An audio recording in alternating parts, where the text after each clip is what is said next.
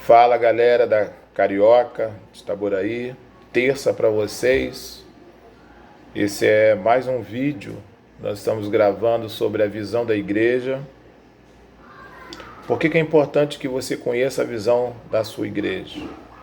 É importante por três aspectos principais. O primeiro é que você mesmo poderá explicar para uma pessoa que queira conhecer nossa igreja, como a nossa igreja funciona. O segundo é você não ser surpreendido por alguma decisão da igreja que não esteja dentro da sua expectativa do que uma igreja normalmente faz.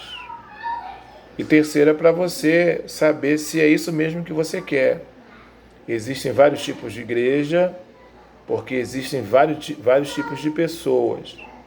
Então é claro que eu não estou pedindo para você ir embora se você tem uma outra visão. Eu estou dizendo que vai ser muito difícil para você congregar num local em que a visão de vida cristã dessa igreja é contrária àquilo que você entende sobre vida cristã.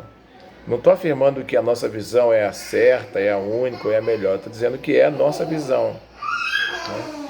E a igreja ideal para cada um de nós é aquele lugar, aquele espaço, aquela comunidade em que você se encontra nas suas relações com Deus de forma plena. Então, se ficar alguma coisa que não está completo, você também não será inteiro. Por exemplo, no dia 14 do próximo mês, teremos o aniversário do Arthur, filho do William e da Karen, que é a data do aniversário, será num domingo às 17 horas. Então, quando alguém da nossa igreja não consegue um salão no sábado e marca qualquer evento para o domingo, em vez da gente desprestigiar o evento e criticar a pessoa porque o domingo é o dia do culto, a gente faz diferente. O nosso culto será lá no aniversário, não um culto formal, com música e pregação, não, a não ser que eles queiram.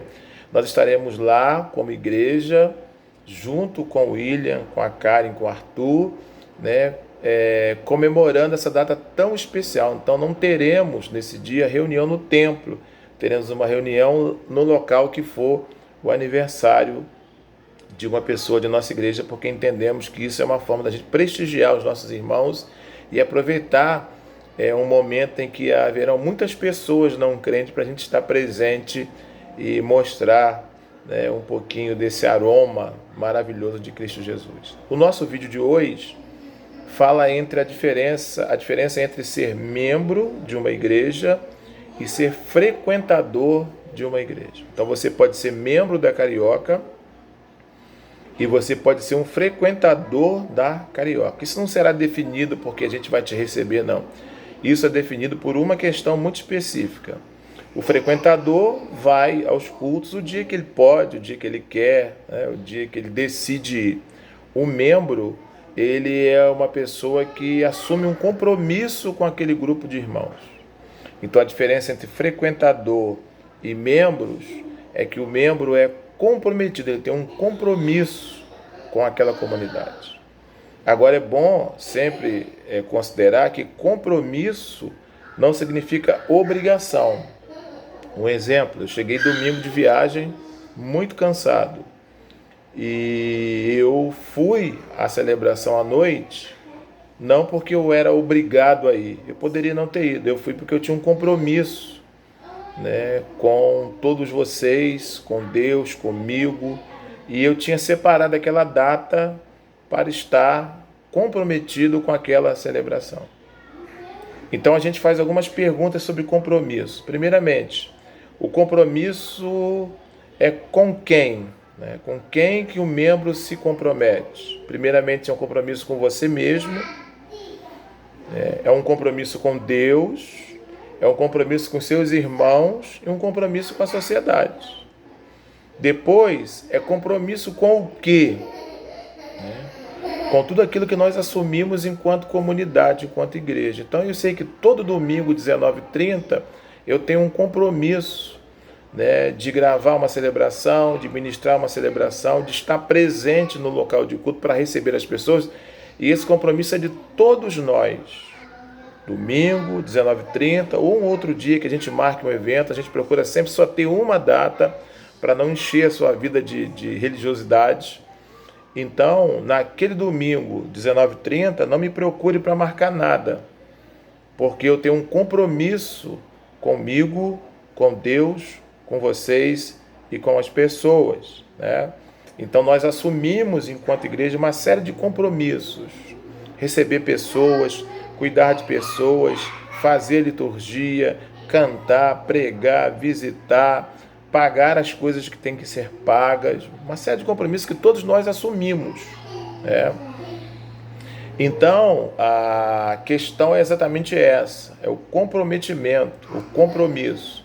E aí tem uma razão bíblica para isso. Qual é a razão bíblica, então, para a gente ter um compromisso? A razão bíblica é que Cristo, né, amou a igreja e se entregou por ela, né? Comprometimento com a missão. Existe uma outra razão, que é uma razão bastante importante, que é a razão pessoal. O comprometimento com a causa, com a comunidade, produz crescimento espiritual.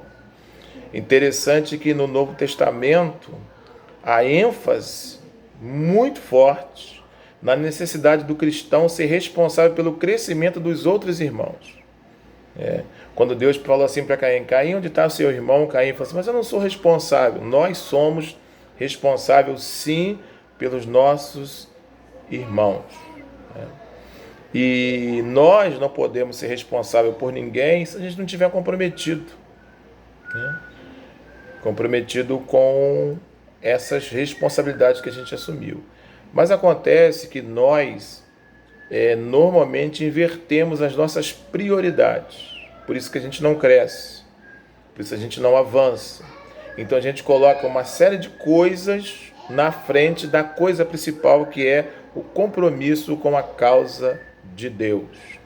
É como se você fosse fazer um churrasco e antes de colocar a brasa e o fogo, você colocasse a carne na grelha. Então, muitos de nós não crescemos financeiramente, não crescemos intelectualmente, não crescemos espiritualmente. A nossa vida é muito confusa, dá volta para lá, dá volta para cá. Eu conheço muitas pessoas que estão há 5, 6 anos nessa mesma batida, porque elas não entendem o que é prioridade, o que é ser comprometido com algo que é prioritário, que a partir dessa locação, dessa prioridade no lugar que é delas, outras coisas vão se encaixar de uma forma muito natural. E interessante que todos nós, independente das nossas escolhas, estamos comprometidos. A pergunta é: com quem e com o quê? Então a diferença entre ser membro e frequentador é o compromisso. Você pode escolher uma dessas duas coisas. Quando vai fazer uma farofa, a galinha e o porco oferecem dois ingredientes importantíssimos para a farofa. A galinha oferece o ovo, né? E o ovo é uma coisa que ela faz de forma natural. Então a galinha, ela participa da farofa, dando algo que lhe é muito natural. O porco tem que dar o lombo. Sem nenhuma brincadeira de linguagem, o porco tem que morrer para que se extraia um pedaço da sua carne para fazer a farofa. Então, a galinha participa, o porco está comprometido. Então, essa é a grande diferença entre frequentador e membro. Se você é membro, procure ser comprometido cada vez mais com os compromissos que você assumiu como igreja do Senhor. Que Deus nos abençoe rica e abundante.